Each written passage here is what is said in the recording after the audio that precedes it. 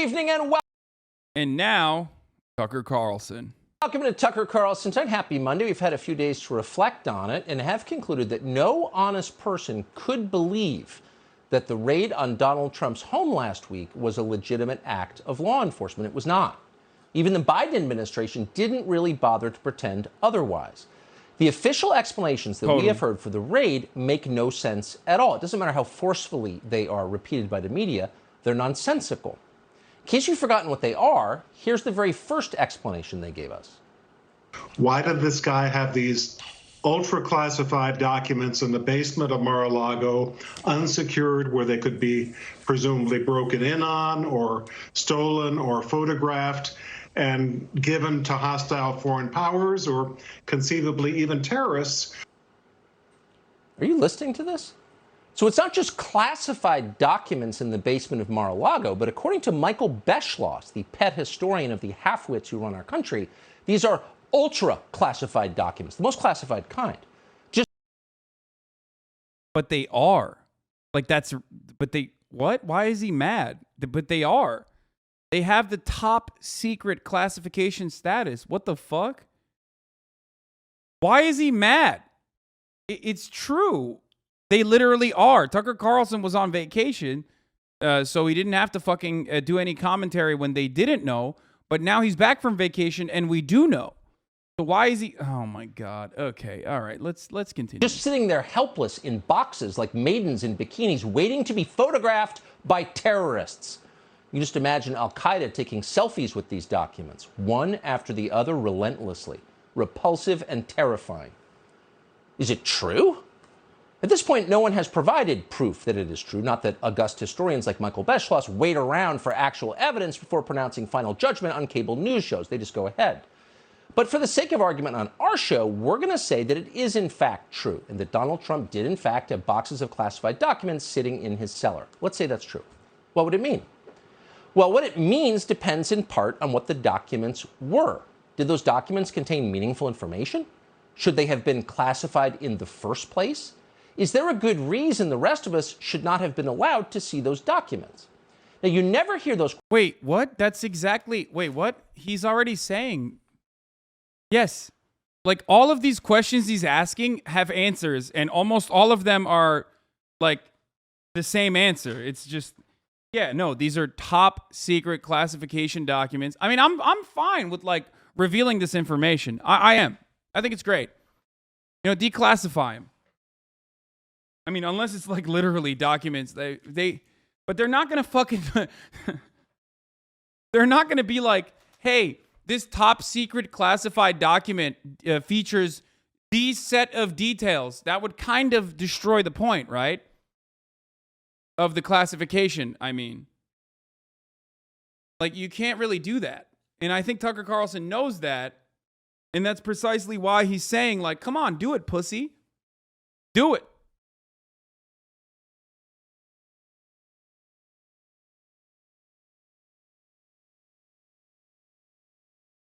Questions asked in public, but anyone who lives in Washington knows perfectly well they should be asked in public a lot. Because in Washington, virtually anything can qualify as an official state secret, and often does. In 2011, to name one of many examples, the CIA finally declassified a trove of documents from the First World War. These documents dated back to 1917, almost 100 years before. One of these documents, the most ultra-secret of them, contained a recipe for disappearing ink. Now, why would federal bureaucrats spend an entire century hiding an outdated recipe for ink that you can buy legally in any magic store for your fifth grader? Good question. No one asked it. Instead, then CIA Director Leon Panetta issued a press release bragging about how he was giving the secret ink recipe to a grateful public. Quote, "These documents remained classified for nearly a century until recent advancements in technology made it possible to release them," Panetta wrote. "When historical information is no longer sensitive, we take seriously our responsibility to share it with the American people." Now, there's no hint whatsoever that... So does he think that, like, the recipe for invisible ink, which I guess, like, the dumbasses thought was, like, incredibly important at the time and wanted to, like, keep it a secret, does he think, like, if it is nuclear, as what whistleblowers have alleged, and is what the reporting is on it. Like, is Tucker Carlson saying like everyone should just have access to the nuclear information? It's like kind of outdated. Like, nukes are kind of washed now, you know what I mean? Like, fuck it, YOLO, release it. That Panetta was joking when he wrote that. You're welcome, America. Here's your century-old ink recipe. Again, this was in 2011, so think it through. You had to wonder, what recent technological advancements was Leon Panetta talking about in the press release? And just how recent were they? Was Panetta actually saying that CIA spies were still communicating in World War I-era disappearing ink as of, say, 2010? Or even as of 1950? Please. It was bizarre. Of course, it was another lie from the people in charge. Here's the truth. The documents have been classified for 100 years, not because disappearing ink was any sort of national security secret. They've been classified because the government's default position in every case is that you have no right to see anything ever. It is their information. It is not yours. Yours the citizen. Yours the taxpayer. Shut up and pay for it all. To this day, there are large amounts of classified information remaining. Bro, I love that. Tucker Carlson's literally like, declassify all documents in an effort to save Donald Trump. In an effort to fucking save, he's like, declassify all documents. It is the proletarian way. Now, when a fucking Twitter anarchist says this, we laugh at them. But when Tucker Carlson says this, all the fucking chuds and all the edgy leftists are like, yeah, he's kind of right. I love that. I mean, I'm in favor of declassifying a lot of documents, okay? Especially ones that directly lead to America's involvement in war crimes, 9/11, yada, yada, yada, okay? But there are also certain documents that might not be declassified. You know what I'm saying? Like, I don't know. I feel like certain things, it's like, let's keep the mystery. You know what I mean? Like, I don't know, like how to enrich uranium. I don't know. Exactly. That shit is secret keeping to save face, but nuclear shit probably should be a secret. I don't know. I think like maybe that's just me. I don't know. I'm a little afraid of nukes, so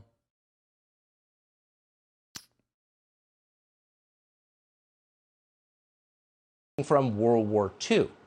These are documents written 80 years ago by people whose grandchildren are now old. But you still can't see it. You don't have the clearances. Sorry. So when they tell you that Donald Trump had classified documents in his basement, those materials could be literally anything. But once again, for the sake of argument, we're going to stipulate that Trump did have possession of documents that were classified for some good reason. Documents that, for example, we legitimately would not want the Chinese government to see. If that is true, would it justify what happened? Would it justify sending a large team of federal agents? yes. Yeah. Wait, what? No? Is he going to say no to that? Wait, I don't understand. Yes, I think so. Especially, once again, the funniest part of this fucking story is that the FBI didn't want to even do any of this. They literally just were like, dude, please give us the docs back. Like, what are you doing? Just give it back. Give it back. Agents to shut down the entire southern tip of Palm Beach to raid Mar-a-Lago on a weekday. No, it wouldn't. So one of the laws they're telling you that Trump broke doesn't even have criminal penalties attached to it because it's not serious enough. Federal paramilitaries don't show up at your house when you violate the president. Wait, what?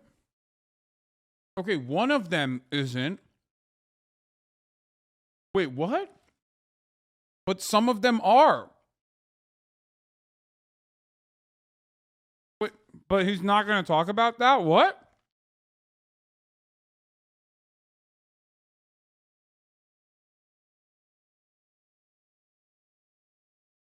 Wait, why is this? What is happening, dude?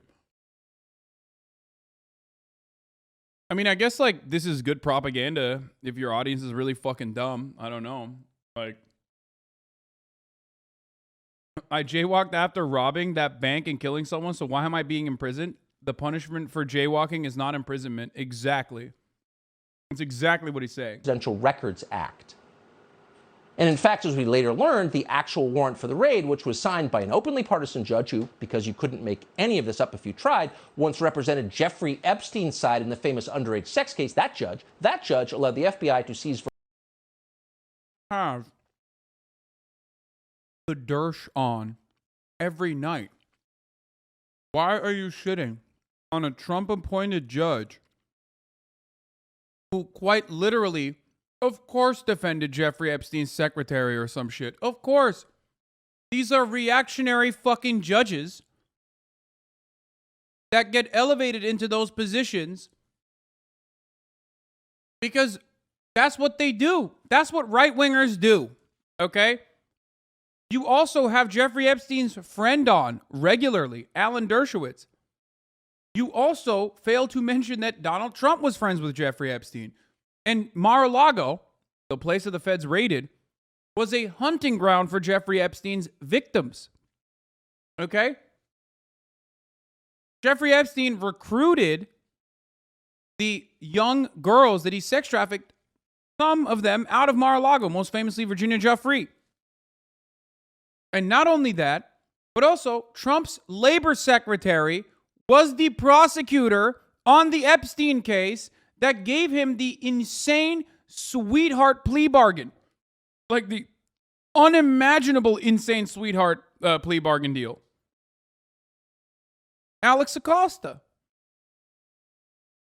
How are you going to bring up Epstein without any of these other important fucking mentions here? virtually every piece of paper in Donald Trump's house, whether or not it had ever been classified. They took Roger Stone's clemency order, for example. That had been on the front page of the Washington Post, so it was therefore probably not a secret. Apparently, the feds even walked off with Donald Trump's passports, preventing him from leaving the country. So whatever else this raid was not about the Presidential Records Act. That explanation is absurd. It's almost as ridiculous as the claim that the White House knew nothing about the raid before it happened. Right. Please. If they're going to lie to us, they ought to try a little harder. So what was this raid about? Well, we're keeping track, so here's the second explanation they gave us. Now with Donald Trump, suddenly, when we're talking about the possibility of nuclear weapons, classified documents of the highest classified status being stolen from the White House and taken to Mar-a-Lago. Just a reminder of why the Justice Department might be a little bit concerned about nuclear secrets knocking around Mar-a-Lago. 2 words for you, my friend. 2 words. Nuclear secrets. What? Nuclear secrets? Nuclear secrets are the highest classified status. Ultra secret nuclear secrets. Donald Trump stole those. Ladies and gentlemen, America is in danger tonight. That was their new explanation. Bro, what? Like, I don't even think, look, I don't know what to say about this because, like, his counter to this is just by repeating what these guys are saying, but with, like, a funny voice. And I guess, like, that's an incredibly effective counter for his audience, but that's just, like, that's just what it is. Nuclear secrets. For the raid. Now, that revised storyline was leaked anonymously to an obedient press corps, which, as you just saw, repeated every word like it was verifiable fact. Yet once again, no one even bothered to explain what these nuclear secrets might be. What's a nuclear? I'm calling it. Tucker Carlson is going to mention that the media knew about the nuclear secrets being transferred over to Saudi Arabia back in 2019. And they didn't do anything about it then. The Democrats, the demon rats, in 2019, didn't say anything about it then, which they did. But he's going to say they didn't say anything about it back then. And why is it a big deal now? Because Donald Trump is going to run for president. Nuclear secret exactly. And what did Trump plan to do with them? Did he plan to defect to Moscow? Give the launch codes to Vladimir Putin? Start his own rogue state in the Bahamas? Nobody said. But that didn't stop former CIA Director Michael Hayden from suggesting that Donald Trump should be executed, fried to death in the electric chair for committing these crimes, whatever these crimes were. We still don't know. There weren't a lot of facts floating around. There still aren't. But there was a reason for that. They couldn't tell you the whole story. They couldn't release all the documents because that would jeopardize American national security. So instead, you're just going to have to trust them. And of course, you're going to have to listen to their outrage. There was a lot of that. There was endless huffing on television about something called the rule of law and how absolutely no one is above that. No one, not even a former president. We're informed of this by the same people who... Wait, but yeah, why is he doing the weird... Dude, I think you don't get away with this level of rhetoric, this kind of rhetoric, unless cognitive dissonance is set in so fucking firmly in your audience. You can't do that. Like, you can't. They're doing it because, like, everybody knows that if you're on Team Trump, it doesn't matter. Like, Tucker Carlson could just get away with saying it sarcastically. Like, at the top of the hour, there's a 6-second ad break. Ha!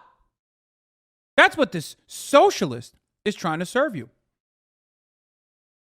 He claims victim of capitalism. But as a matter of fact, he loves debating his audience by serving them top of the hour ad breaks. What's going on? Now, of course, if you no longer want to see those ads, well, all you need to do is subscribe, which you can do for $5 or for free.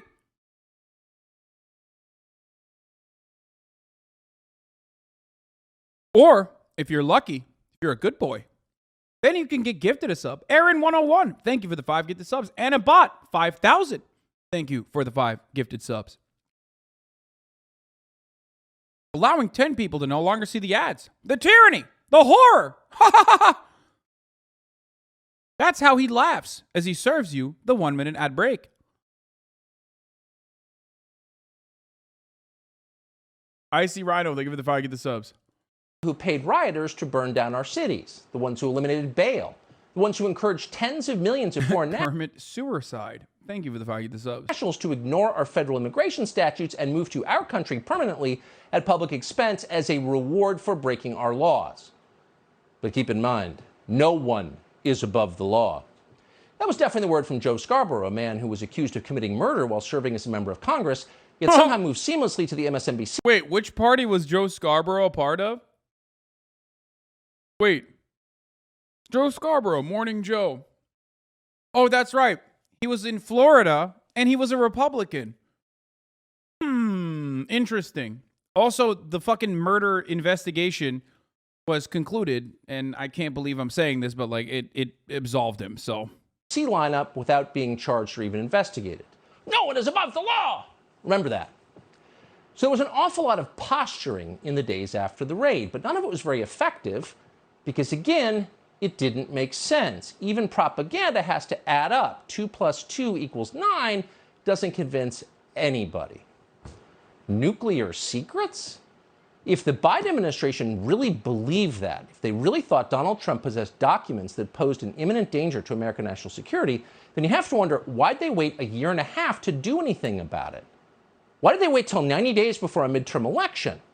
An elections that polls suggest they will lose. It doesn't make 90 days before a midterm election? Brother, Trump is not running for fucking comptroller in Texas, okay?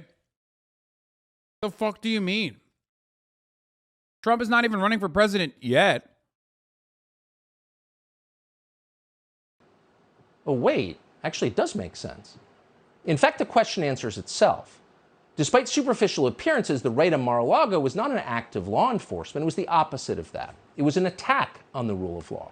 It was a power grab.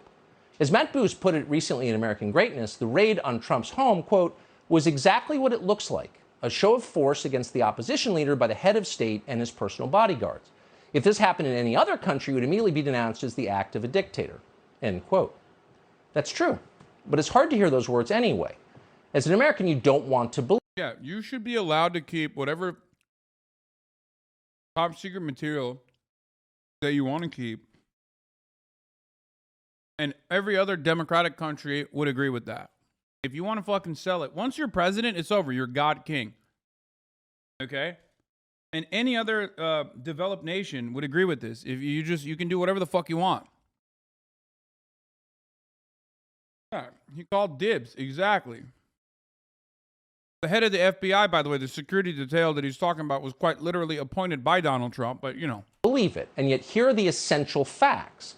The same week the Biden White House announced that Joe Biden will definitely seek a second term as president, the same week, the Biden Justice Department launched an armed raid against Biden's main rival in that same presidential election.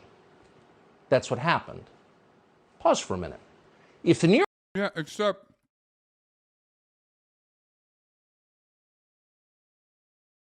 except Donald Trump didn't fucking announce that he's running for president. Even if he would, it's not fucking 90 days out of the election. Okay? Yeah, I did pause. He said pause for a minute, and I'm pausing. And lastly, why has Tucker Carlson not mentioned that the FBI, and I cannot repeat this enough, why has Tucker Carlson not mentioned that the FBI had asked politely for a year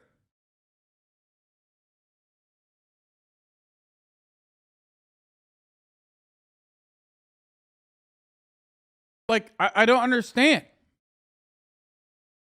It's not like they were like, YOLO, let's go. Let's raid, baby. Let's ride. New York Times told you that something like that was going on in Chad or the Gambia, what would your reaction be? You'd probably say to yourself, thank God I don't live in a place like that, a country where politicians used armed men to cling to power. Oh, but you do live in a country like that. You do. The evidence is all around us. We just don't want to see it. A week to the day after Joe Biden was inaugurated, the FBI arrested a 31-year-old man from Vermont called Douglas Mackey. According to the subsequent DOJ press release, Mackey had committed an extremely serious crime. Like Vladimir Putin, he had conspired to subvert the 2016 presidential election. In a tweet, Mackey had suggested, but not explicitly said, but suggested, that it was possible to vote for Hillary Clinton by text message. This act, proclaimed acting U.S. Attorney Seth Ducharme, was a grave felony, a felony punishable by 10 years in prison. Mackey's tweet, Ducharme said, amounted to, quote, misinformation to defraud citizens of their right to vote. Assistant FBI... Wait, what? I don't even know. What the fuck? Is that even something that happened? What happened to this guy? Also, if you're talking about fucking arresting someone for a tweet, why doesn't he talk about the dude, the anarchist dude from Florida, that is currently serving a fucking prison sentence for literally saying we have to arm ourselves against right-wing Nazis? That dude is literally in jail right now.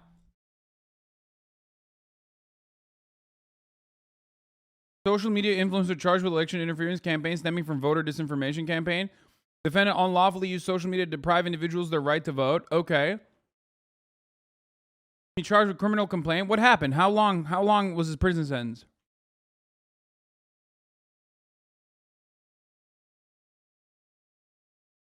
Oh, dude, he just straight up, he was straight up trying to get people to not vote.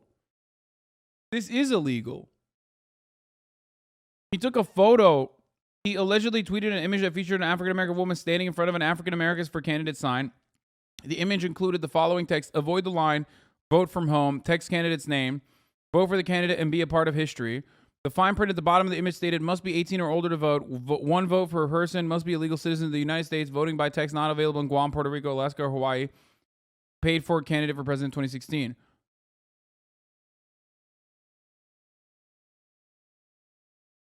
And that actually led to 4,900 unique telephone numbers. What?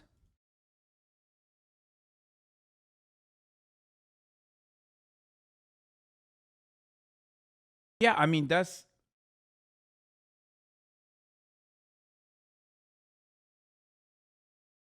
It's because Tucker doesn't actually care. He's a fascist that makes you think... I mean, I know he doesn't care.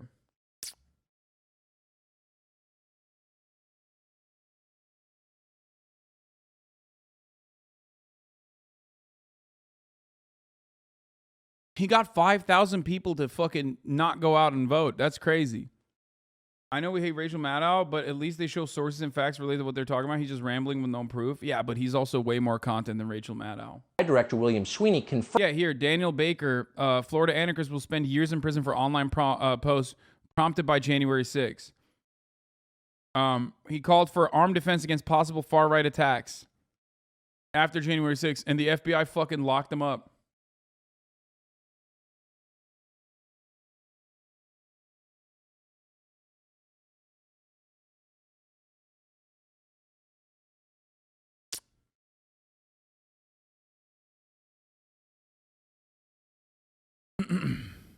Okay, let's see what this other... Confirmed that Douglas Mackey had in fact committed, quote, vote theft.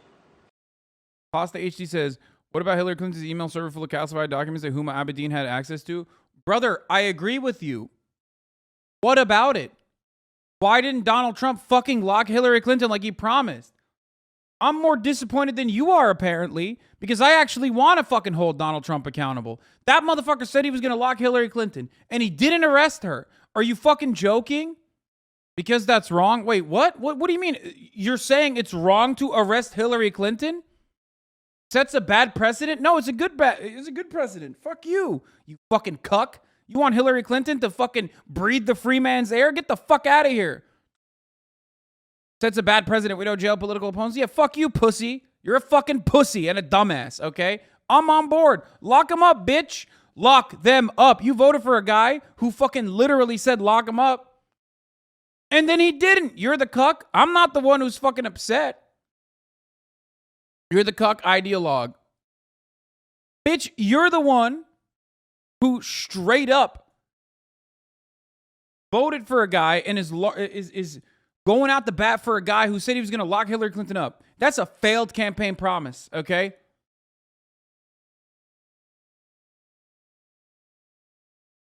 Yeah, you're a bitch. You're a bitch. Lock him up.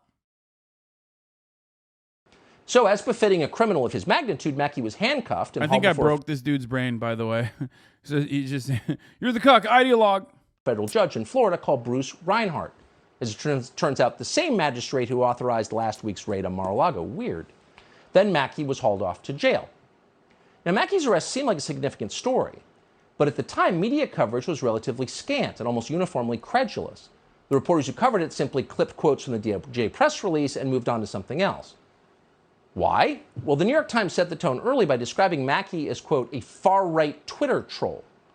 Far-right Twitter troll is not a technical term. In fact, it has no agreed-upon meaning of any kind. It is slang, and slang is something that serious newspapers never include in news stories. What? But in this case, the term far-right Twitter troll had a use. It sent an unmistakable message to the country, and in particular to the rest of the media. And it was this: Douglas Mackey is a dangerous person with unspeakably ugly views. He deserves to be locked up. And so he was. There was no consideration of the merits of the government's case against Douglas Mackey, but there should have been, because the case was... Brother, if you could be locked up for far-right Twitter trolling, you would literally be under the jail. They would have executed you, okay, by firing squad. Obviously, there are certain limitations to free speech. One of that is to willingly and deliberately spread misinformation during an election cycle with the absolute purpose of trying to stop people from going out and voting. You can't actually go out to a fucking polling station, even wearing Trump merch, by the way, which Trump supporters did regardless. But there are certain rules, okay? You can't go to a polling station and stop people from voting. If you can't do that, then you can't do that online as well. Okay? And that's what this fucking guy did. Tucker Carlson knows this. He knows that reality. That's why he doesn't fucking violate certain free speech restrictions that he's very well aware of. It's absurd. If Mackey's tweets were so threatening to our system of government, to our democracy, then why did the Department of Justice wait more than 4 years until the week Donald Trump left office to charge him? And if Mackey actually stole the votes of American citizens, as the FBI repeatedly alleged that he did, whose votes were stolen? Who exactly were the victims of Douglas Mackey's crimes? The media never asked, the Biden administration never said. As of tonight, the Justice Department has never identified a single person who was prevented from voting or from doing anything else by what Douglas Mackey tweeted. Because there weren't any people. Those people didn't exist. Douglas Mackey was not a criminal mastermind running a conspiracy to commit voter fraud. Douglas Mackey was an internet prankster. His job was to think up funny memes on his laptop in his bedroom. That's what he did. Here's one of his memes on the screen. I want to see the phone numbers of the 5,000 people that didn't actually end up voting, and they foolishly thought texting would be enough to vote.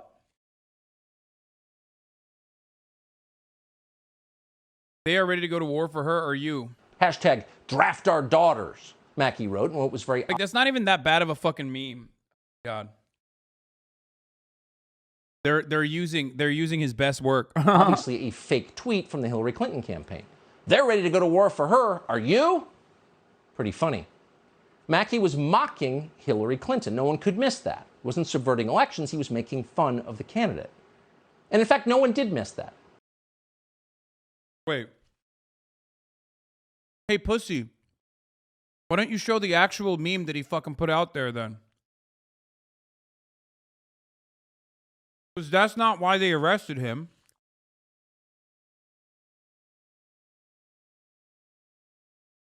What the fuck? Not a single person in America actually believed that Douglas Mackey's Twitter memes infringed on, quote, one of the most basic and sacred rights guaranteed by the Constitution, the right to vote. Absolutely no one believed that. No one could believe that because it's too stupid a claim to believe. Because that's not the claim. The claim, the FBI or the Department of Justice's claim wasn't, oh man, he's making some real spicy memes about Hillary Clinton.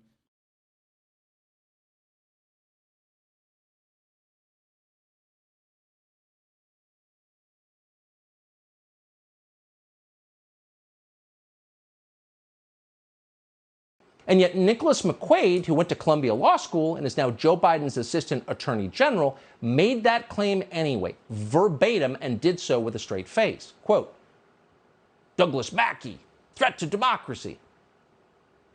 So he faces 10 years. Bro, he didn't fucking, oh my God, he memed his way into prison. It's pretty funny. But I do find that hilarious. But that's not what, that wasn't the meme, dog. That wasn't the meme. You're not showing the actual meme.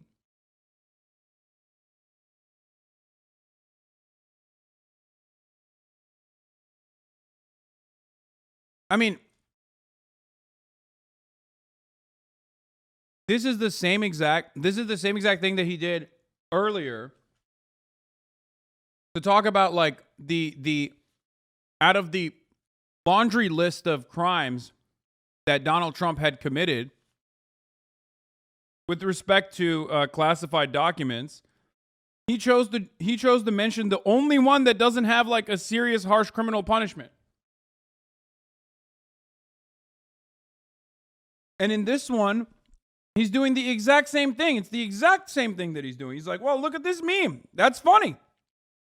Why is he going to jail for this meme? It's like, well, that's not the meme that he's going to jail for.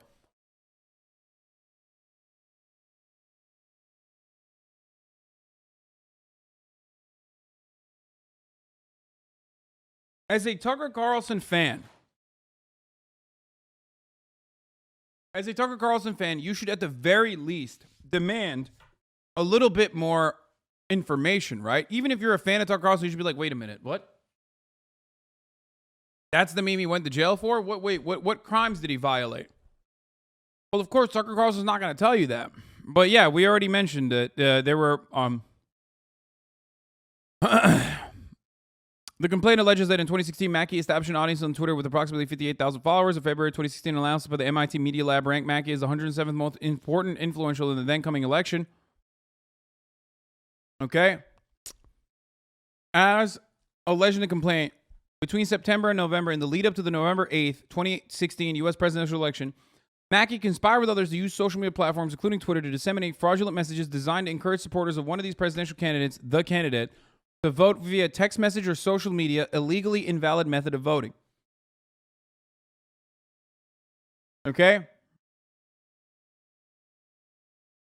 That is election interference. Like, that is literally, you can't do that.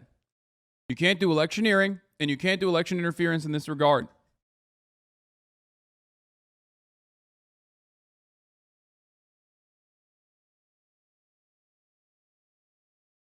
Wait, what? Here's an image of the meme.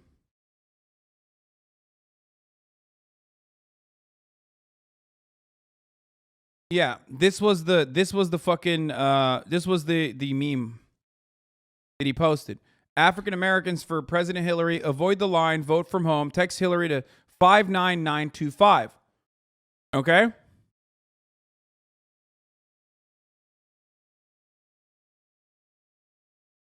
Don't we have some of the safest and most accurate elections in the world? They just don't matter.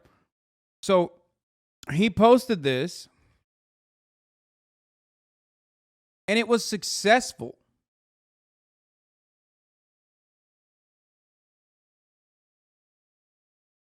And he ended up tweeting that, avoid the line, vote for the candidate, and another slogan frequently used by the candidate, whatever, da-da-da. And it got at least 4,900 unique telephone numbers. So that means it stopped at least 4,900 people from going out to vote.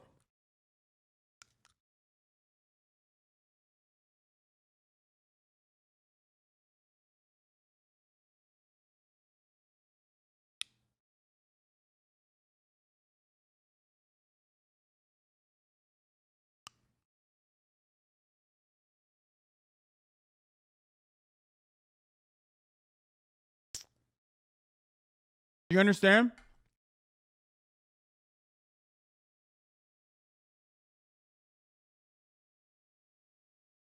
Okay, but those people are hella dumb if they fall for that. I know, but your grandma's hella dumb. You know that? And also, I know, but that's why there are laws around it. You are describing why there are laws around tampering with people's right to exercise their vote. That is literally the reason why there is a law around it. Because there's a lot of dumb people.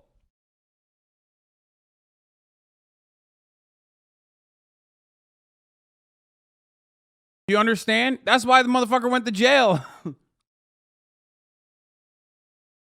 You get it?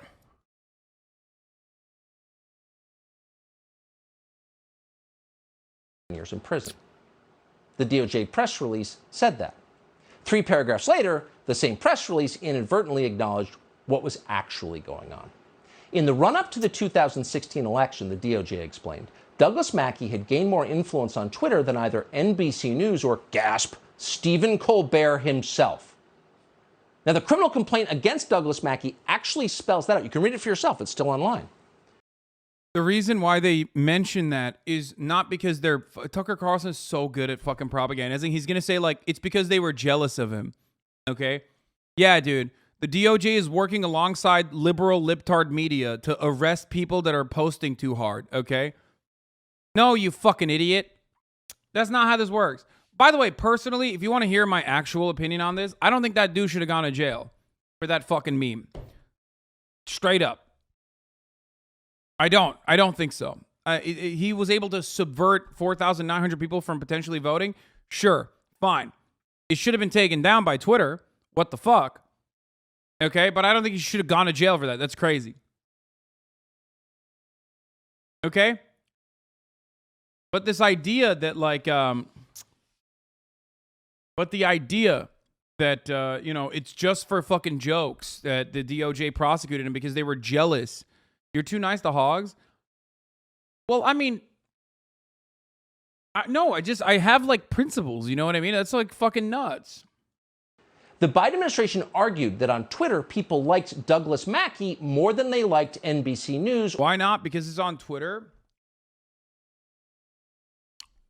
The reason why I don't think he should be going to fucking jail for this is because the punishment is really aggro for a crime that opens the door to a weird precedent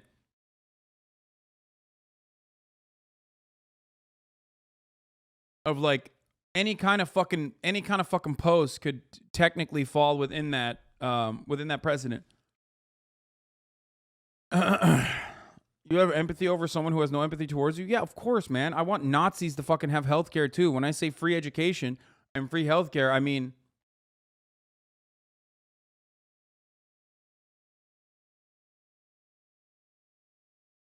you know. Wait, what? The number he had the text on the meme is also numerology, white supremacist dog whistling. It's the first 3 letters of a slur. What do you mean?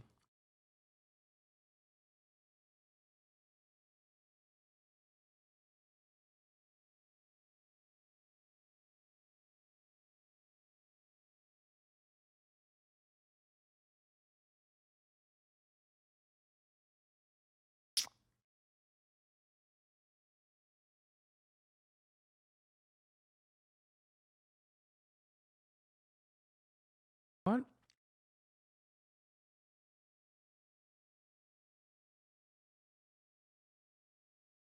I think you guys are wrong about that. Anyway, that's irrelevant to this conversation. Or Stephen Colbert. Now, that may not seem bad to you. It may seem fine, having grown up as you did in a country where people were allowed to choose what they read. But according to the government Joe Biden now runs, that's a felony. Yeah, he's saying that now, you like, don't have this to is be a violation of free right-winger to speech. find that terrifying. In a free country, you have an absolute right to say what you think in public, period. Doesn't matter who is offended by what you say. It doesn't matter if people consider your views ugly. Even if every person on the planet finds your opinions horrifying and beyond the pale, you still have the right to express them because you were born with that right. It's inherent. You cannot be sent to prison for your political views, ever. That is the core principle of the United States. That is the principle that Marines fought their way to the top of Mount Suribachi to protect. So whatever you think of his memes, Douglas Mackey's freedom of speech was very much worth defending. But virtually nobody defended it. Like, you can be of the mindset that what he did was a crime, and understandably so, and openly admit the details of it, and then still say, I don't think the punishment fits the crime in this circumstance. Tucker Carlson is, of course, never going to do that. He instead lied about what this dude had done, made it seem like the DOJ was doing this because they're jealous of a fucking young, thriving memetics entrepreneur, okay? And that they're working alongside not only Joe Biden, but also alongside, like, John Oliver and shit. Okay? Text to vote is not an opinion. I know, it's not. It's a way to manipulate people away from actually voting, and apparently it was very successful.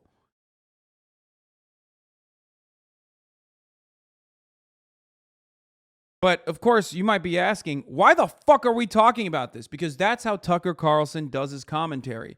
Now, what stays in your mind is an association of the DOJ acting in this like incredibly partisan way. After all, they literally investigated and also jailed a guy for fucking memes, and funny ones at that. You know what I mean? Which is not true, obviously. And he already fucking completely cast aside the Trump accusations. Aside from a few brave and honorable exceptions, even so-called conservative media stayed silent as Douglas Mackey's life was destroyed by the Biden Justice Department. He's still in limbo, facing 10 years. Why? Well, because the New York Times had called him a far-right Twitter troll, and no respectable person wanted to be anywhere near that. So the purge continued. Douglas Mackey may have been... If you interfere in an election, you shouldn't go to jail? No, I think, first of all, there's two different parties that should be viable here. I mean, should be held accountable to a certain degree. One, Twitter should have fucking had proper mechanisms to immediately this thing. Okay? Immediately eat this before it reached as many people as it did and successfully stopped around 4,900, 5,000 people from voting. That's one. Two, I'm not saying there should be no punishment for fucking personally manipulating people away from voting. Of course there should be punishment for it. Okay? The punishment should still, at the very least, fit the crime. I don't even think he actually went to jail, though. I think Tucker Carlson's lying about that. Not entirely certain how many years he got, but, you know, a fine. Stopping him from using the internet for a couple years. Shit like that. These are things you can use on hackers. Why can't you use it on a fucking guy like this?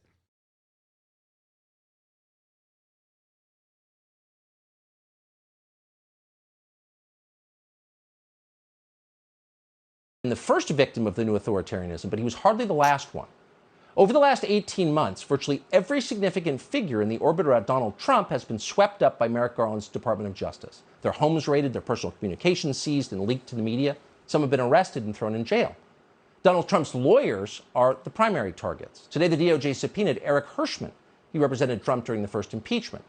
Hirschman never worked in the White House counsel's office. The Biden administration is going after him anyway because he gave legal advice to his client, Donald Trump. That used to be allowed. People used to be allowed to have lawyers and speak to them privately, but that's not allowed anymore. That's why the CIA seized attorney-client records from Mar-a-Lago. It's also why the DOJ is now directly targeting Trump's most prominent personal attorney, Rudy Giuliani. This is one of those situations where, like, because Trump has committed so many different fucking crimes, and because he's committed said crimes in the most laughable ways possible, there are, of course, going to be numerous avenues, right? There are, of course, going to be numerous avenues to be able to tap in and you know, pick the organization apart to find people that you can flip. But that's not on the fucking federal government. That's on Trump. He should have covered his fucking ass better. But because he was in real estate in New York for as long as he was and in Florida, he didn't have to do that. So he just basically got to a level of power and prominence by having his fucking rich-ass dad bail him out of all manner of different financial circumstances that he got himself into.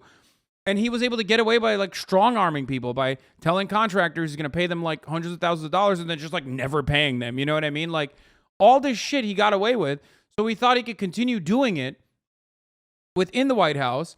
And you have a lot of leeway in the American legal framework. The American criminal justice system favors the rich, okay? There is so many fucking laws that basically legalize corruption, legalize bribery, legalize this kind of fucking, trafficking of your own name, of your own brand. But he doesn't fucking do any of that. He wants to just do it in the same way that he used to do it because he got away with it. And then, of course, people are going to fucking shit on him. Of course, people are going to use that against them. Like, what do you mean? You literally did not do the right thing. You could have done it in the right way. It's like Dinesh D'Souza going to jail for straw donations, okay? Campaign finance law is purposely written in a way that makes it so easy to dump as much money as you want into a fucking candidate. Like, as much, unlimited funds, by way of super PACs. Okay? But Dinesh D'Souza was so fucking stupid that he literally did this by directly giving other people money to go help out his friend who was a candidate who lost by a gigantic margin regardless. Like, why did you do it like that? You could have done it the legal way. In America, you can bribe politicians legally. You can help politicians out legally. Okay? But this fucking idiot thought that he could get away with it in the illegal way. And that's the craziest part. Donald Trump routinely did a fuckload of criminal shit, and he did it in the worst way possible. Okay? That's the issue. Because these guys are, one, really fucking stupid. That's why they're conservative. And two, they're incredibly entitled. They think legal scrutiny will not catch up to them. That's why they were doing it the way that they are. And that's why Tucker Carlson can use how many different fucking angles are currently at play here to make it seem like there's something nefarious going on. It's like, no, dude, there is nothing nefarious going on. It's just Donald Trump is that fucking bad. And he was always that bad. And I don't mean bad in the sense that, like, he's a bad guy. Like, obviously he's a fucking bad guy. Every American president is, right?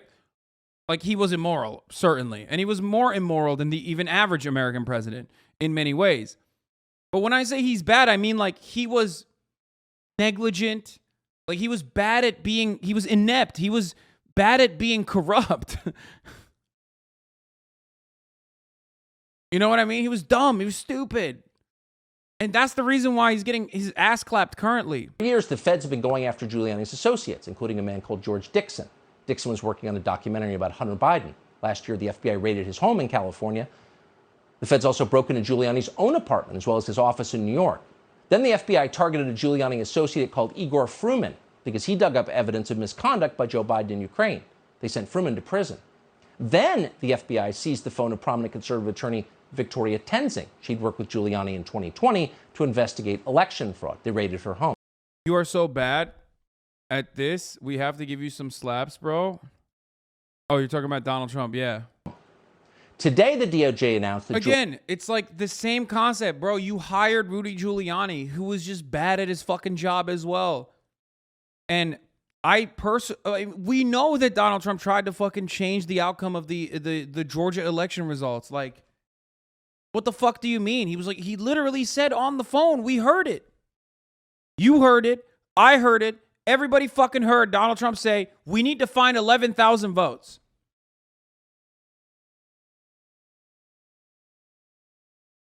It's so weird that we have to act like we have to play this song and dance. And liberals do this too. We're like, we're playing the song and dance that like Donald Trump actually is like doing all this stuff for an additional underlying five-head purpose. It's like, no, dude, he's just like reacting like a fucking animal, okay? You snap at him and he snaps back. That's it. That's it. Sometimes it's that simple. He is just reacting to shapes, okay?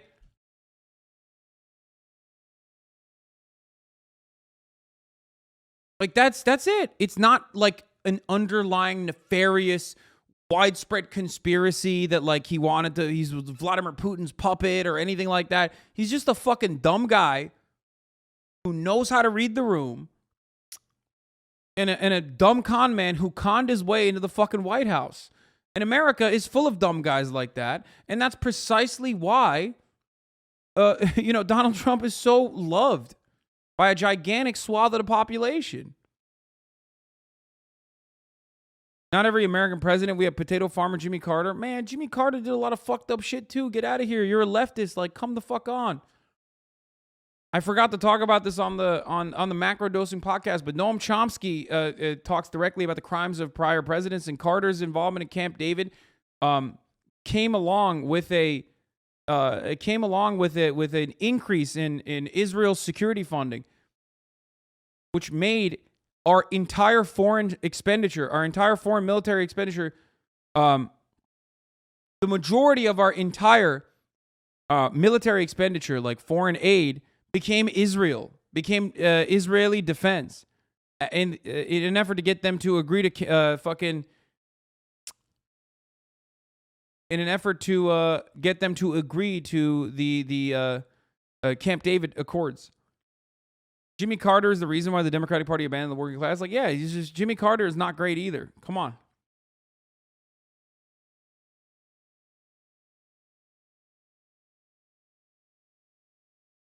Also, Chomsky was doing Navy-funded and utilized research at MIT. What?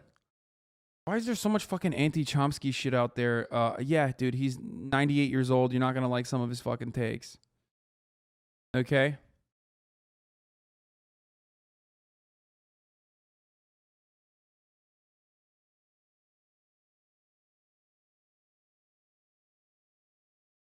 Yeah.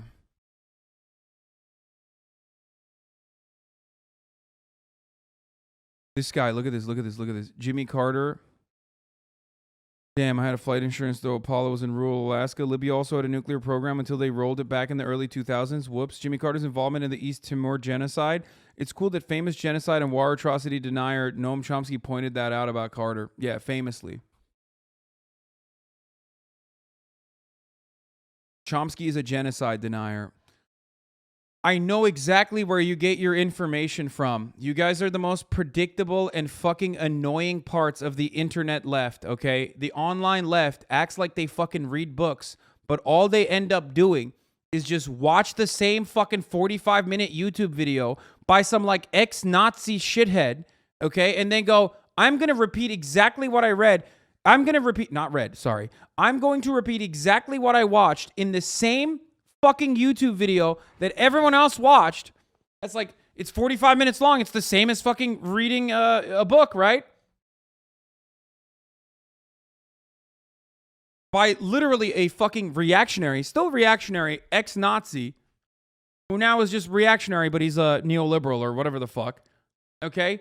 And then all of a sudden you're like, yeah, I'm the foremost authority on this. Yes. Noam Chomsky's dedicated anti-imperialist work over the course of his entire life is completely just casted aside because a YouTuber said he's a fucking a genocide denier.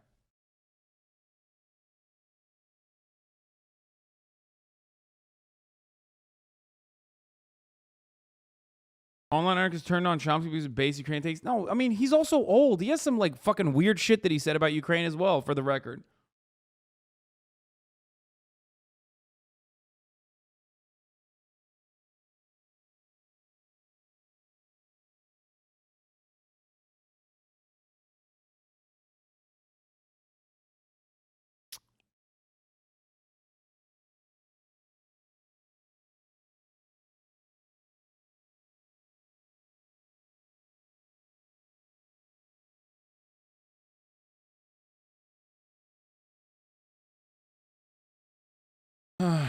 Anyway.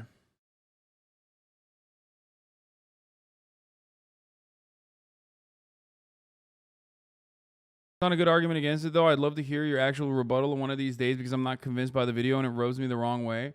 I didn't watch the video. I don't know, but I do know the common fucking anti-Chomsky takes from people who have done the whataboutism line for many, many years. If you ever fucking speak out against the dominant media narrative, and if you're in here, you know this better than anybody else, obviously. If you've been in here for this long, you've probably heard a lot of people talk about how I fucking want to like execute Ukrainians or some shit, and I work for Vladimir Putin. Why do people say that about me? Because I didn't fucking fall in line exactly with the media narrative on Ukraine. And I still don't fall in line exactly with the media narrative that makes it seem like they give a shit about Ukrainian lives when they fucking literally do not care. Okay?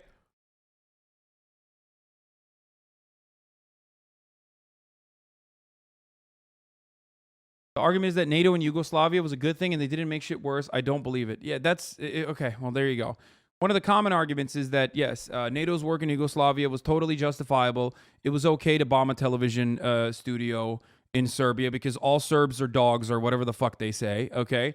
And then, or they don't say that, but they'll say something along those lines, basically. They won't say exactly that. And then I'm not going to get into this any further. And then the other one is that he defended Pol Pot. He loves Pol Pot. Meanwhile, like one of his more formative works on Pol Pot is about investigating the relationship between Henry Kissinger and Pol Pot and the Khmer Rouge. Okay, so how does that fucking match up? I don't know. It's just like these aren't new talking points.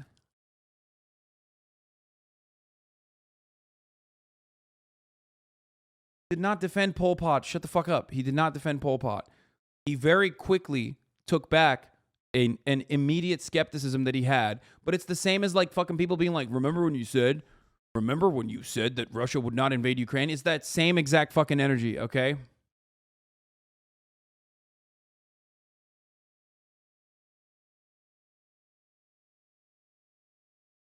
They're just doing it at a much larger scale.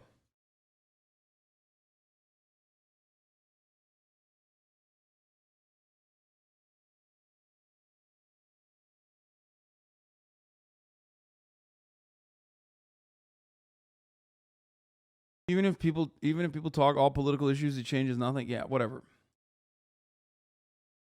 Oh, there's the other one. Yeah, Chomsky is also a free speech absolutist, like one of the only fucking legit free speech absolutists out there. And I don't mean like Glenn Greenwald. I mean like straight up. So he did defend a French Holocaust denier's right to write a book. That was another one, even though he's literally fucking Jewish and has like immediate family members that were executed in the fucking Holocaust. But that doesn't matter. Okay? And you can disagree with his free speech absolutism, as I do as well. Okay? Without being like he loves the Holocaust. My man was there, okay? He was there when it was invented, okay? He was there. He saw it. He's like 900 years old, okay? And you're over here being like, oh, he loved the Holocaust. He's a big fan. Yeah, he was there when the N-word was invented.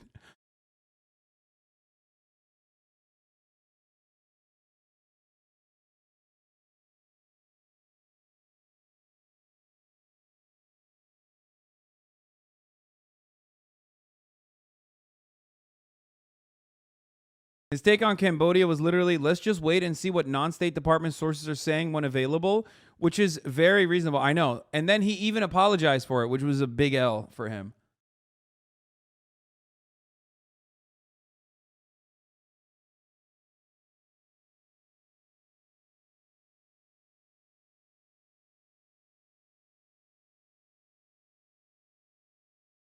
I like how he keeps getting progressively older. He's 80, he's 90, he's like 900. He is. He is, though.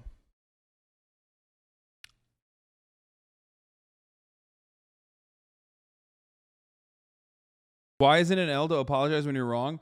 Because the people that want to fucking bully you about a take that didn't bear itself out in the way that you thought it would are not actually interested in like arriving at the truth. They're interested in bashing your fucking head with it. Okay? He's no longer a free speech absolutist. Yes, sorry. He used to be, though. I don't even think Chomsky's a free speech absolutist. I saw him do an interview where he countered someone's free speech absolutism questions by saying, do you think it would be okay if someone could write all Jews to the crematoria in Times Square, i.e. he's not an absolutist? He's no longer an absolutist. Is admitting you're wrong an L or just growth? It is a growth, but it's an L in the online space, or it's an L in the media space that is... you know, and that same dynamic exists in the online space too, because we all fancy ourselves to be young fucking little, you know, independent journalists. Anyway. It's not good faith, though. It's not good faith. It's never in good faith. It's really fucking stupid. And I get owned regularly for that same reason, too. So who cares? Giuliani himself is a target of a federal investigation. Why exactly? Well, because like Tenzing and so... The last thing I'll say on it is this, okay? Debate lords are fucking hyenas, okay? They're not human. They're hyenas. And they swarm at the fucking first scent of blood. When they see like a weakened animal, they fucking swarm over. Their goal is not to actually arrive at the truth as they claim that they care about. Their goal is to just belittle their fucking intellectual opponents, okay? And they will do it by any way necessary, okay? They will swarm and they will do it. Okay? That's why they fucking say you're backtracking if you realize that you're wrong. If you recognize that you're wrong, if you say something that's incorrect, and it can be a perfectly honest mistake, and you recognize that you're wrong, and you immediately fucking say, oh, I was wrong, sorry about that. They go, you're backtracking. That's psychotic. You're a psychotic person.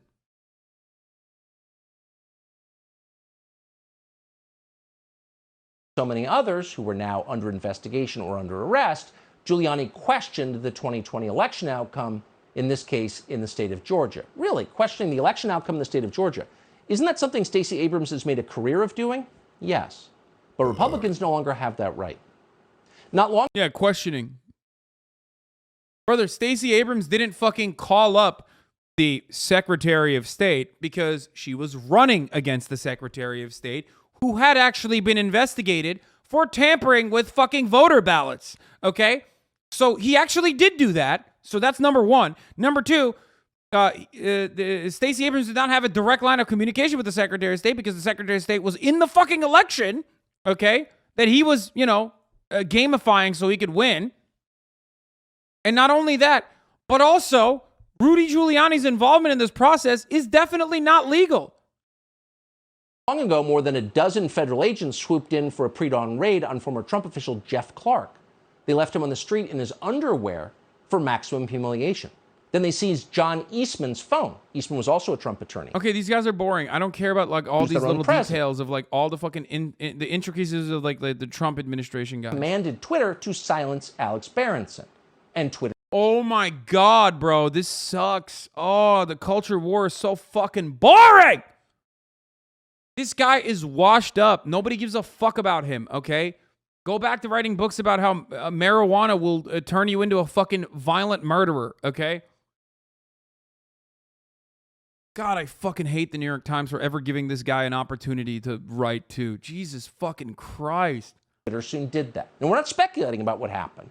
There are written exchanges that prove what happened. We're going to talk to Alex Berenson in a minute about the details. But the point is, this is illegal. No American government is allowed to collude with private business to silence its critics. Period. period. That is an unambiguous violation of the First Amendment. It's also a violation, of course, of Alex Berenson's human rights.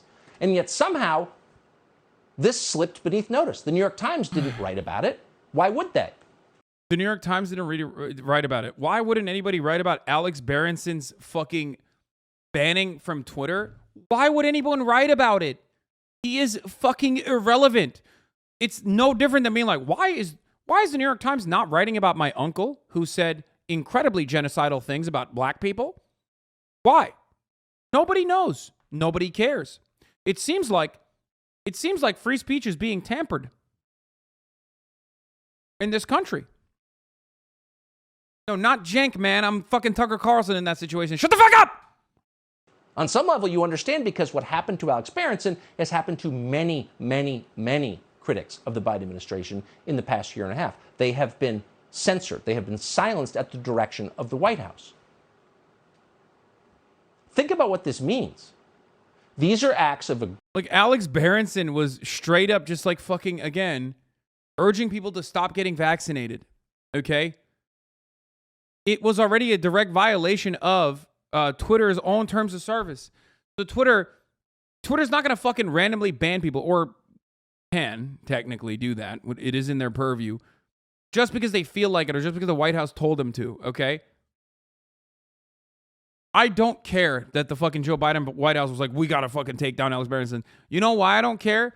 Because it doesn't fucking matter. He is ultimately completely irrelevant, other than the fact that he is incredibly fucking annoying. We already watched this Button episode. You're late. You're late to the game. It is silly that the White House would even know who the fuck Alex Berenson is and even mention it, okay? Even sillier that now he's getting more clout off of this dumb shit. Aggression and hostility aimed at Americans. No American president has ever done this. No American president has ever explicitly declared war on his own population. And yet for the Biden administration, it's a near weekly occurrence. Here's Joe Biden and his Attorney General, Merrick Garland, telling you that white supremacists, in other words, Trump voters, because that's what they mean when they say white supremacists, a term they've never defined, white supremacists, Trump voters, are the single greatest terror threat the United States faces. In the FBI's view, What?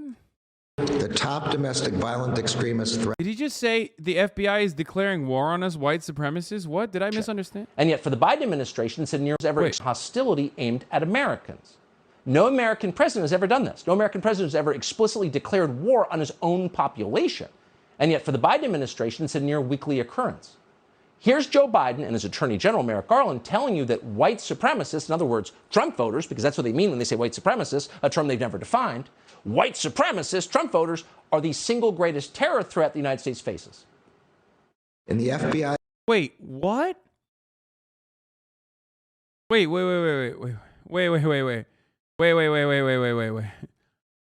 I mean, this is not new for Tucker Carlson. Also, this is not even new for fucking CPAC. We are, ladies and gentlemen, we are all domestic terrorists. Please welcome founder of the... Ladies and gentlemen, we are all domestic terrorists. Please welcome founder of the... View, the top domestic violent extremist threat comes from racially or ethnically motivated violent extremists, specifically those who advocated for the superiority of the white race. According to the United States intelligence community, domestic terrorism from white supremacists is the most lethal terrorist threat in the homeland. So not to be too literal, but this is on some level a news show, that's a lie. None of what you heard is true. There's not a single statistic or piece of credible research to support what Biden or his Attorney General just said. Yeah. You know what's really fucked up? Tucker Carlson's over here. First of all, Tucker Carlson's over here fucking bringing up like, oh man, white supremacists are under attack, which we are white supremacists. Like he says that, right? But then also he's like, oh, free speech for white supremacists or whatever. But he fucking fired his own head writer when it was outed that he was a white supremacist. Remember when that happened? Thank you, Terrence Bogards, for reminding me of that, by the way. Remember when Tucker Carlson's head writer was literally writing insane fucking threads? Like Blake Neff, that was his name, yeah, which is incredible. Writing about how, like, fellas, you wouldn't want to have an Indian doctor, am I right? You need white doctors only, which is just fucking mint, primo. Love that. Really cool stuff that he was believing in, like believing that the top of the hour comes for you and you can avoid it without subscribing, which you can't, because at the top of the hour, there's still a 60-second ad break. And if you no longer want to see those ads, all you need to do is subscribe. If you're under the belief, under the suspicion, if you will, that at the top of the hour, there is no 60-second ad break, well, I'm here to tell you that you're wrong. You're so wrong that you will probably see an ad. Now, of course, if you no longer want to see those ads, well, then all you need to do is this one simple trick. Subscribe for $5 or for free with a Twitch Prime. Or, if you're lucky, you can get gifted a sub. Not many are lucky, however, and you can make your own luck. Like I said, by connecting your Amazon Prime account to your Twitch account. Crybaby Sav gifted 5 gifted subs, allowing 5 people to no longer see the ad breaks. Thank you, Crybaby Sav. Here's the 1-minute ad break now. Again, all of it is a lie. The truth, as usual, is the opposite. These are the people who created the crime wave America is suffering under, and now they're blaming you for it. And for good measure, they're disarming you because you cannot be trusted with guns because you're too dangerous. And just in case you missed the theme here, they're hiring another 87,000 armed IRS agents just to make sure that you obey. Got it? Got it? Is it clear? Amazingly, some Republican leaders still don't get it, or pretend they don't get it. Here's Asa Hutchinson, still somehow the governor of Arkansas, in a holding pattern before he transitions to the Walmart board, assuring you that the FBI is completely on the level. The FBI is simply carrying out their responsibilities under the law, a lawful search warrant that a magistrate signed off on. And they didn't go in there with FBI raid jackets. They tried to constrain their behavior carrying out that warrant. So let's support law enforcement. Let's stand with them. Well, FBI is just simply carrying out their responsibilities. Of course they are. Come on, will you support law enforcement? There's nothing to see here. That's the line. And no doubt Asa Hutchinson and Mitch McConnell and Dan Crenshaw and the rest of them will be telling you the very same thing when the Biden Justice Department or some other state law enforcement agency under their influence finally does what you know they're going to do, which is indict Donald Trump. Obviously, they're going to do that. Who knows how? Maybe they'll produce surveillance video from Mar-a-Lago. Apparently, they've already subpoenaed that. We'll spend the next year talking about how it shows Trump mishandling classified information. Really? On the server. Remember the endless Russia collusion hoax? We're in for a lot more of that. They'll scream about how Trump is a criminal. And if you express any support for him or any interest in retaining, I don't know, the rights of free speech and due process, you're a criminal too. In fact, you are the threat. You're the threat. And just mentioning that you disagree with what is happening is an attack on our government. That's their style. Just the other day, after signing off on the Mar-a-Lago raid, your Attorney General, Merrick Garland, came on stage to whine about how actually he was the victim here. He's the victim. Apparently, some people disagreed with the raid, so the FBI, the most heavily armed domestic law enforcement agency in the world, is now under threat from you. Right, you're the criminal. Our critics are in jail, but I got anonymous threats on Twitter. Poor me. Passive aggression is the defining characteristic of the left. If they started putting people in camps, NBC News would cheer them on and then attack you for complaining about it. How dare you? Violating our norms. We've always had camps. As if to prove it, they prove it every day, but in the hours after the Mar-a-Lago raid, the usual jackals on Twitter began demanding that Donald Trump should release the warrant that justified the raid. If you're not... I mean, everything that he's talking about with respect to the FBI and all this shit is like, if what you said was true, you would be in jail. You know what I mean? If the FBI was like arresting people for thought crimes and shit like that, like you would just be in jail. You'd be in jail. Like if the FBI was like going after domestic terrorists in the way that you claim they are, again, you'd be in jail, which would be kind of tight, to be honest. That would be cool. So once again, I'm begging the Democrats and, I don't know, the criminal justice system to operate in the way that the Republicans portray them. That would be kind of tight for no reason other than my own purely selfish desires. Okay? Not guilty, you'll show it to us. That's what they said. So Trump did it. He gave the warrant to Breitbart News, which printed it. And then the second the Breitbart piece went up, the very same jackals started... Yeah, because you put the warrant out with the names of the fucking FBI agents at a time when people are trying to execute FBI agents, which I think is funny, by the way. Not like funny in the sense of like, oh yeah, FBI agents are getting murdered or whatever. It's funny because like the people that are going to try and do that are going to get fucking owned and killed. So in a way that was, you know.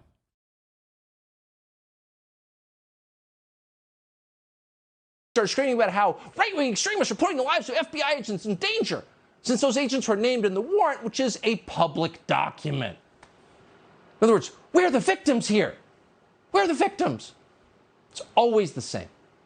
Except this time, unfortunately, it could be a little different. Indicting Donald Trump is a very big step. Not simply because a lot of people like him and he's the former president, but because indicting him at this point would be to reveal that this entire thing, and by thing we mean our justice system, is just transparently political. It's just a means to an end, a means to power. Now it's political. First of all, of course the fucking entire criminal justice system is political. It's never not been political. Oh my God. As a matter of fact, this is the exact same analogy that I'm going to make that is Gamergate adjacent, so you guys fucking comprehend this, okay? What do gamers do? Gamers don't think Call of Duty is political. Gamers think when Call of Duty has a woman as the main character, that's when it's political. And that's the same exact shit that Tucker Carlson is doing right now. The criminal justice system has always been political, as much as Call of Duty has been political. It's a mechanism to recruit more people and to go into the fucking military. It's a mechanism that like openly fucking whitewashes America's war crimes, sometimes attributes them to our foreign adversaries like Russia, like the Highway of Death famously was attributed to the Russian government in the latest Call of Duty installation, okay? That's political. That's political. But gamers don't recognize that that's political because that's the way it's supposed to be, right? And that is the same exact reasoning. The criminal justice system is not political when it's doing what it's supposed to do, which is create a two-tier labor system for black people that have been fucked over by American history, that have been fucked over by white supremacy. That's not political. That's normal. If it fucks over poor people, that's not political. That's what it's supposed to be. But the moment that it fucking turns around and impacts someone who is so grossly in violation of the law so much and so frequently that they try to, once again, take these documents in the most polite way possible, and he still refuses, and then they end up retrieving the documents, again, by executing a search warrant, that's when things get political. Criminal justice system has always been political. It has always been unjust. But for Tucker Carlson, when it's even a fraction impactful on his side, then all hell breaks loose. That's it. And people know that at this point. They've watched it. They understand what's happening. Even people who don't like Donald Trump, even people who didn't vote for Donald Trump and don't want to vote for him in 2024. They know, and they can't unknow. And that means that we are at this point on the edge of something unprecedented and something awful. You could feel it. Even Donald Trump feels it. Maybe for the first time in his life, Donald Trump seems sincerely interested in lowering the temperature, not just for his own sake, but for the country's. He said that. He's never said anything like that. Maybe he doesn't mean it, but when has he ever said that? Let's all calm down a little, he said the other day. This isn't good. Yeah, he's right. It's not good. And not just for him, for all of us. This could get very... Yeah, they could come after you, except they can, and they do regularly, you fucking idiot. They're not going to come after Tucker, though, because he's in a position of power, okay? Or at the very least, Tucker Carlson is like a little bit smarter than Donald Trump, which is not really saying much, and won't cross a certain boundary. And that's it. Very bad, very fast. And the Biden people know that perfectly well. They know what could happen if they continue down this path of using law enforcement to cling to power. But they don't care because they're facing a repudiation from voters and they're desperate and they'll do anything. But at what cost? Pray they pull back before it's too late. Subscribe to the Fox